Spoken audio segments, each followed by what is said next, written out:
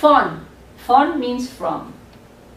So if somebody is giving me chocolate, I say, oh, ich bekomme Schokolade von ihm. Oder ich bekomme Schokolade von dir. I'm getting something from you.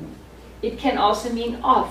Ein Freund von mir, a friend of me, or one of my friends. Ein Freund von mir heißt Eric. Or you can say about. Ich erzähle von meiner Reise. I'm talking about my trip. So, von has three different meanings.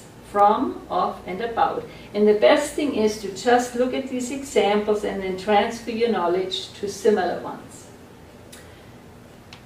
The last one is zu. Now, zu also means to. Nach meant to, and zu means to, but zu means a very specific location. Like if you go to the food store, ich gehe zu Safeway, for example. Or if you say, ich gehe zu Home Depot, it's a very specific place. That's when you say zu.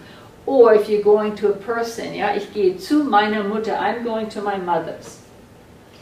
Now, there are two expressions that are used with zu, which is important when you talk about how you get someplace. If you walk on foot means zu Fuß. Ich gehe zu Fuß. I walk. Ich fahre nicht mit dem Auto, ich gehe zu Fuß. Another expression you may want to learn is zu Hause. If you tell somebody that you are at home, you say, ich bin zu Hause. It's an idiomatic expression, zu Hause and zu Fuß. These are two very important phrases you should memorize. So, let's look at zu. Zu means to a specific location. It also means for.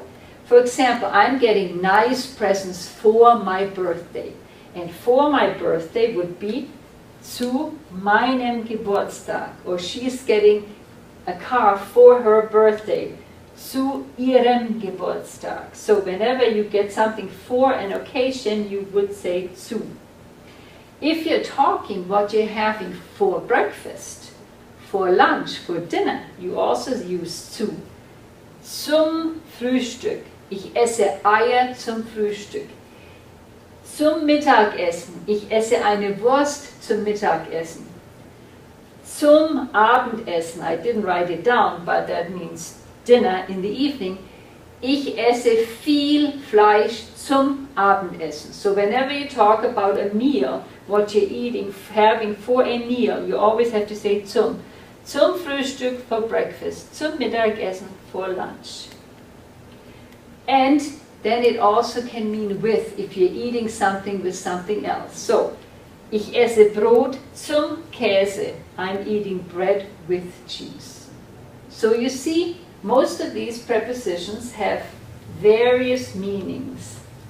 And it's just one of these things, again, you have to memorize and you have to practice in context of these sample sentences, and then you'll know how to use them properly. Let me go to nach. Nach is also an expression, an idiomatic expression. For example, if you say, I'm going home, nach Hause. That just means I'm going home. Ich gehe nach Hause. And it's a standard expression. It doesn't change. That's how it's used. Nach Hause. Ich gehe nach Hause. And when you say zu Hause, then you're already there. Ich bin zu Hause. So nach Hause and zu Hause are two very important idiomatic expressions. So let's look at them again.